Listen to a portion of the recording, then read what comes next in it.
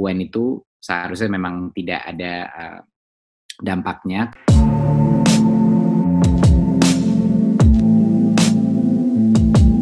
Halo semuanya, selamat datang di channel Tuan Guru, channel media berbagi informasi seputar dunia pendidikan.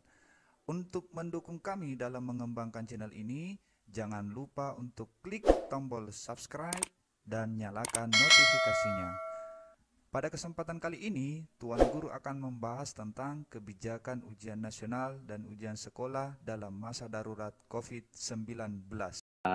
Jadi kami setelah menganalisa semua resiko dan benefitnya daripada melaksanakan UN di tahun ini, kami menyimpulkan, bukan dengan cara yang mudah, tapi dengan berat hati kami menyimpulkan bahwa sebenarnya pelaksanaan UN ini terlalu banyak resiko untuk keamanan nyawa siswa dan keluarganya dan kakek neneknya. Jadi itu yang kita lakukan, berarti dibatalkan, bukannya ditunda. Toh karena 2021 akan berubah formatnya menjadi assessment kompetensi, seperti yang Bapak Ibu tahu. Kebijakan ujian nasional dan ujian sekolah dalam masa darurat COVID-19 telah dijabarkan oleh Bapak Menteri Pendidikan dan Kebudayaan Republik Indonesia, Bapak Nadiem Anwar Makarim. Nah, pada kesempatan kali ini Tuan Guru akan membahas satu persatu mulai dari ujian nasional dan ujian sekolah. Nah, poin pokoknya ada dua pada ujian nasional seperti yang telah dijabarkan oleh Pak Mendikbud adalah yang pertama, ujian nasional tahun 2020 itu dibatalkan. Nah, jadi dibatalkan ya. Jadi bukan ditunda tapi dibatalkan. Kemudian keikutsertaan dalam UN tidak menjadi syarat kelulusan sekolah atau seleksi masuk jenjang pendidikan yang lebih tinggi. Nah, jadi adik-adik yang ada di SD mau masuk jenjang SMP atau yang adik-adik SMP ke SMA, SMA ke perguruan tinggi itu ujian nasionalnya tidak lagi menjadi syarat masuk. Hasil ujian nasional itu bukan lagi syarat prasyarat untuk seleksi masuk untuk jenjang yang lebih tinggi. Hal itu telah dijabarkan atau telah disampaikan dalam surat edaran Mendikbud nomor 4 tahun 2020 tentang pelaksanaan kebijakan pendidikan dalam masa darurat penyebaran COVID-19. Nah, poin pokoknya dalam hal ini soal UN itu yang pertama, poinnya ya, ujian nasional 2020 itu dibatalkan termasuk uji kompetensi keahlian bagi adik-adik yang ada di SMK. Kemudian yang kedua, dengan dibatalkannya UN 2020, maka keikutsertaan UN tidak menjadi syarat kelulusan atau seleksi masuk jenjang pendidikan yang lebih tinggi. Nah, jadi seperti yang dijelaskan di awal poin utamanya tadi. Nah, kemudian dengan dibatalkannya ujian nasional tahun 2020, maka proses penyetaraan bagi lulusan program paket A, program paket B, dan program paket C akan ditentukan kemudian. Jadi khusus untuk adik-adik yang ada di paket A, B, dan C itu akan menyusul kemudian ditentukan, aturannya ditentukan kemudian.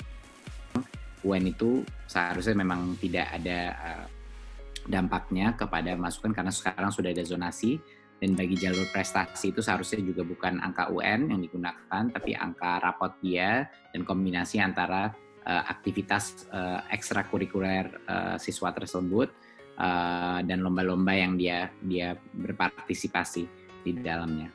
Tapi saya sangat mengapresiasi anak-anak yang di SMK yang telah melakukannya, dan mohon maaf kalau kecewa karena harus hanya mereka yang mengerjakannya, tapi memang ini situasi yang darurat. Jadinya yang dilaksanakan oleh masing-masing sekolah adalah ujian sekolah, dan ujian sekolah ini ada beberapa opsi yang kita berikan, tapi itu memang haknya sekolah dan memang prerogatif ke kepala sekolah untuk menentukan ujian kelulusan seperti Merdeka Belajar, kebijakan kita episode 1. Nah, terus bagaimana dengan ujian sekolah? Setelah ujian nasional tadi resmi dibatalkan, nah bagaimana dengan ujian sekolah? Nah, dalam surat edaran yang sama itu dijelaskan poin-poin pokoknya. Pentingnya itu yang pertama, ujian sekolah untuk kelulusan dalam bentuk tes yang mengumpulkan siswa tidak boleh dilakukan. Kemudian yang kedua, ujian sekolah tidak perlu mengukur ketuntasan capaian kurikulum secara menyeluruh. Kemudian selanjutnya poinnya adalah sekolah yang belum melaksanakan ujian sekolah dapat menggunakan nilai 5 semester terakhir untuk menentukan kelulusan siswa. Nah, jadi ujian sekolah dalam surat edaran Mendikbud nomor 4 tahun 2020 itu ada 3 poin pokoknya, bahwa yang pertama tadi, segala bentuk tes yang sifatnya mengumpulkan siswa itu tidak dibenarkan atau tidak boleh dilakukan.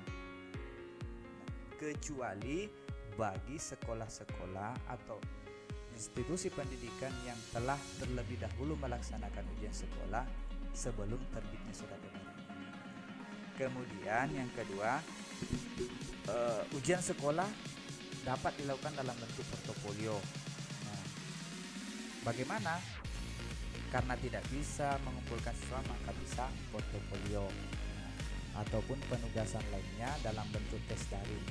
Nah, ujian sekolah, tujuannya ujian sekolah dalam surat edaran ini itu dijelaskan bahwa untuk mendorong aktivitas belajar siswa yang lebih bermakna dan tidak perlu mengukur ketuntasan capaian kurikulum secara menyeluruh.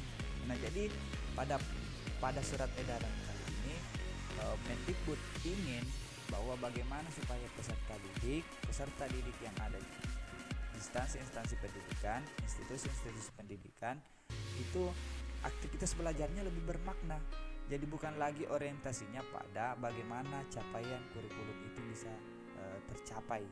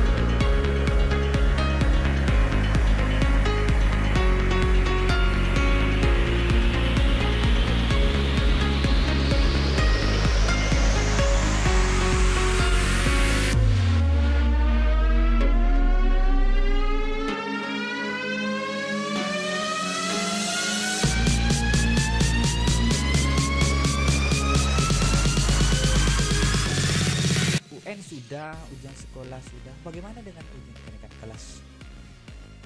Kita ketahui bahwa masa pandemi ini kita tidak bisa mengetahui batas waktunya. Nah, bagaimana dengan kenaikan kelas? Berdasarkan surat edaran yang sama, yaitu nomor 4 tahun 2020, bahwa khusus untuk kenaikan kelas itu aturannya adalah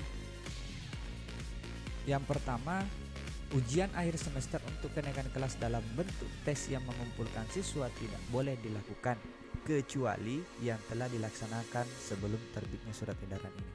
Jadi hampir sama tadi dengan ujian sekolah ya. Untuk UKK atau ujian kenaikan kelas, ulangan kenaikan kelas, itu juga tetap tidak diperbolehkan sifatnya atau tes yang sifatnya mengumpulkan siswa.